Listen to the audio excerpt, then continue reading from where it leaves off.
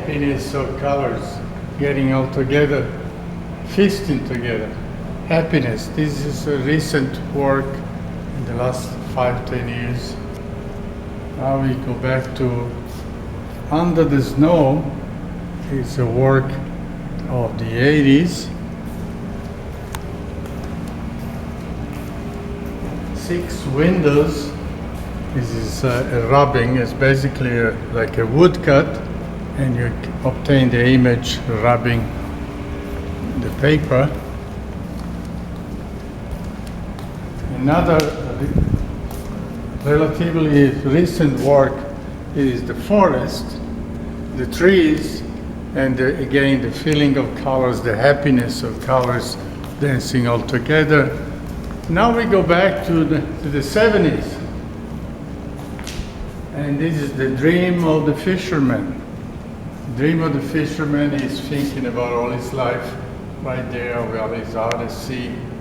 And if he would like to go back and play cards or something, or he would like to make a trip to the Orient, to the Far East. And in my current activity, I'm involved in a number of connections between background of a painting, scissors and frog and leaves. So it's a combination of the nature and man's tools. This is still part of this. I tried to do it on glass. A friend of mine was doing all sort of works on glass. This is in the early 80s. These are following the Rembrandt setup of the crucifix, of the Saint de Crucifixion. This the Christ being taken down from the cross, and here I show it using 2 different colors. Mm-hmm. And then we have some examples of woodcuts. I've done woodcuts all my life for 65 years now, and these are the very beginning in the 50s. When I went to NYU, I learned the technology of intaglio, simultaneous color printing on a single plate. These others are, this is a famous Sidney Bechet. And at that time I was in love with all these musicians and Mahalia Jackson singers and so on. This work, entitled A Better World, means that if all people of all kinds would get together and dance together, it would be a better world. This work was shown here before in this particular building at Andres in a group show, Matters of the Heart. And then they liked it so much that I decided to give it to Andres on Hudson. Oh, it's nice. This is a sower. The sower has always been an image that I liked. To plant seeds is probably a great function because we don't want Earth to disappear and its produce. Fishermen on the beach. This one is related to periods of 1980s at NYU when I learned how to do intaglio. This one is done on zinc. Here we're going back to the 60s when I was so involved with matters of the world, like South America, Central America, and this is a sort of a family, South American family that worries about their future, and the child is in their lap. Cupolone is in the Cathedral of Florence. There is a famous Brunelleschi chapel, and the construction of the back of the cathedral. And it's so impressive that one day, just by memory, I came up with this. This is the oldest painting in the show, I think, that I kept, 1952. I was only 16, 17 years young, and I was able one day to get into one of those bars where people hang around drinking, and I caught the expression of this man who was probably tipsy, and he had been drinking too much. And I made an entire series of drinkers. This is a Brazilian church. The symbol of the cross, of course, but it's also what attracted me was the mixture of different tiles and the relationship among them. This is a rubbing again. It's like a woodcut. Nice. This is a Portofino. Seal screening is something that I had not done until 1970.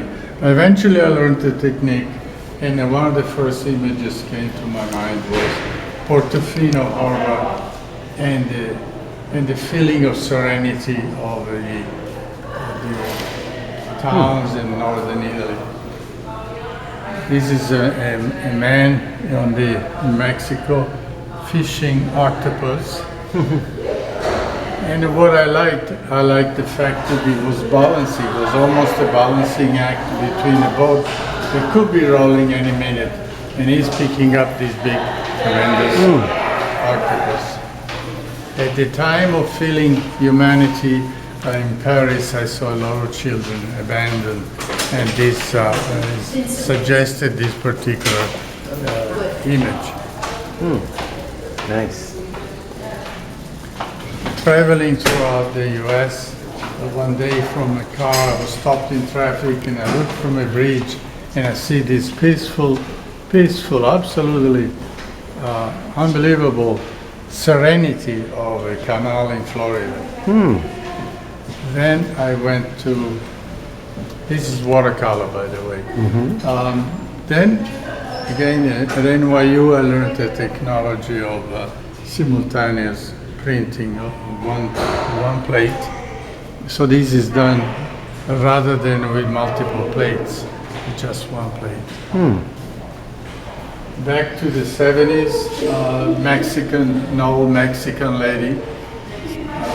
The green color doesn't mean anything special. It's just that when I started with the background, I liked the background, and then I transferred to her face, and I stayed with it. In 1966, I painted this drinker in France. I lived for a while in France, and I did realize that particularly Saturdays are days of a lot of drinking. And this is one guy there. These are woodcuts. I've created about 120 different woodcuts in my lifetime. And these are little ones, and I like the idea of presenting them in a triptych. Again, 1970, you have the South American girl. There are so many beautiful countries in South America and Central America, and the people, we are all different. We may think they're all the same because the commonality of the language. Going back to also to serigraphy, seal screening. This is the canal in Leghorn, Italy, Livorno in Italiano, and what I liked was the feeling of these walls with red colors. Puntini is more of a contemporary work. In the last 4 or 5 years, I've done a lot of searches on the relationship between colors and dots and points and lines. How is the seal screen prepared? One starts with the concept. This was how I started one that I never realized this. I wanted to do a seal screen with this, but this is basically the conductor that makes me then create 6, 7 different layers of silk that will allow certain colors to go through. And these are some of my typical images. Again, the South American girl, the Mexican woman, a player of a special instrument, children in the world, drinkers, hard work in the field, families moving, running out, exodus, and a little girl selling necklaces in Mexico. This is Alberobello. It's a particular village in the south of Italy. This village has the roofs quite dark and all the homes are so white. It looks like an Arab landscape. And it's absolutely unique in the world, Alberobello. Recently I was in a church and I was noticing the 14 stations of the Christ sufferings. And all of a sudden I had an idea one day to simply present the movement, the positions of Christ and the cross, and add some nails to add a little sufferance to the feeling. Again, going back to drinkers, while I was living in Florence in 1975, I think, there was this homeless who knew I had a little studio on the street. He would come to me and just he wanted an excuse. He says, I'll pause for you, and he would sit there for an hour or so that he could go out and buy another bottle of wine. And I made at least 4 or 5 portraits. This is the last one I've got. I didn't make many watercolors in my lifetime. This is one of my very first. It's probably 50 years old or so, or 60 years old. And I kept it just for the fun of it. As I say, this is a retrospective show that I wanted to pick up some pieces throughout the 65 years of my life. And this is about contemporary to the last 5-10 years. This is the kind of work I do now. I'm primarily abstract. I don't run away from figurative, but I like to show that I've done both. In the 1950s, these ones are particularly, I think, of 1954. I was quite interested in simplified forms, both in still lifes and landscape. I was limiting myself to an essential presentation, a suggestion of what the subject That reminds me a little of Milton Avery. At that time, this 1954, I didn't even know Milton Avery was. Anyway, we all go through someone else's experience in their lifetime. Again, these are the 50s. I was in Paris in 1953, 54. I was in the studio of Zadkine, the famous sculptor, and I had a girlfriend who was working on a piece of sculpture, and I made this woodcut after looking at their image. Later on in the 70s, again at NYU, I learned about etching. This is an etching on copper. Woodcuts, again, this is a bandit from Sardinia. In Sardinia, there was a time, in Sardinia, Italy, there was a time when bandits were a real problem. Looks like a Men in Black. Yeah, it is a Man in Black. The bridge is a memory of Florence, some of the bridges in Florence, and men being interested in fishing and rowing, and people just look. In the 50s and 60s, made a number of crucifixions.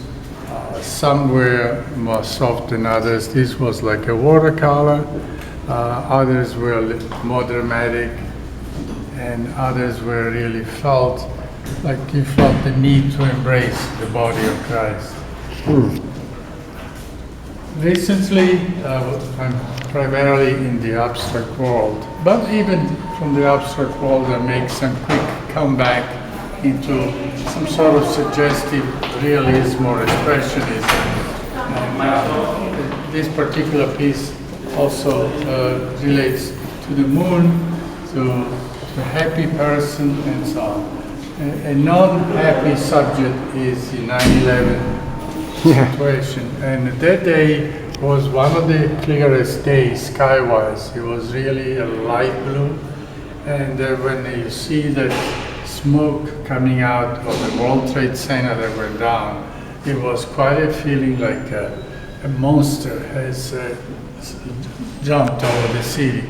Meanwhile, the boat kept on going along the Hudson. Yep.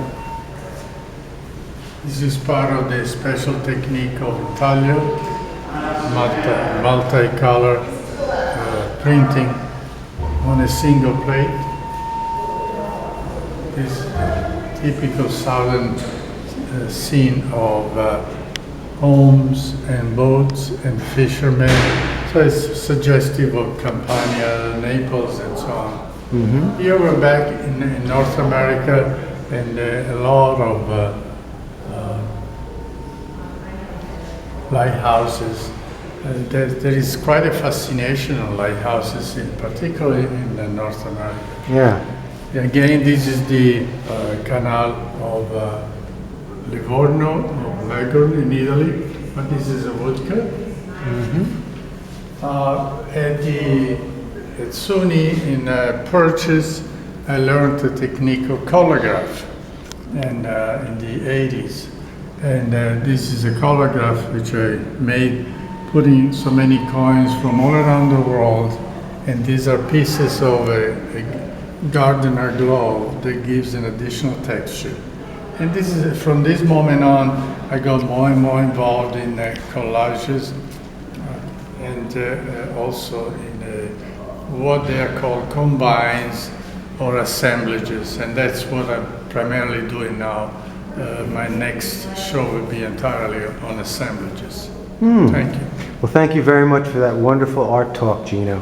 Appreciate it. Thank you, Paul. I appreciate your help. Again, on the subject of bandits in Sardinia, at the time also there were some other bandits in Sicily, and men on horses with a gun. This inspired this particular woodcut. These are three men idle against the landscape. It's sort of peaceful, but showing also that there's some sort of resignation, people without much ambition. This is more difficult to read. It's fishermen, one sitting on the rocks, the other one on a boat. This is part of the intaglio etching. After you make an edition of woodcuts or any other printing material, you're supposed to destroy the matrix. For just because I got attached to it, I kept these two pieces, these two matrices. In order they could not be reused again, I filled it with color, and so that I can show some people, so that they can appreciate that in my mind, whatever there is color now, that becomes white on the paper when you print it. And so these are just more for educational purposes. Mm-hmm. And this one is a seller of necklaces in Mexico. Quite often people ask for peaceful, serene landscapes. So this is near the coast, near the beach. People like to see birds, water, and homes reflected in the water. This was quite an endeavor. It's a serigraph, and it's a boat, two masts, or due alberi, two masts, and it's not moving. It's there moored in a harbor. In my mind, this was New York City, but you'd be surprised how many writers have identified other towns in North America, and this would be quite successful. I think this was an edition of 250, which was realized by a subsidiary of a major gallery in New York City. And here you have a simple landscape of Lerici in northwest Italy. And again, it's simply the peaks of the boats moored and the landscape, the soft landscape. Wonderful. Thank you so much for telling us about your work, Gino. Thank you.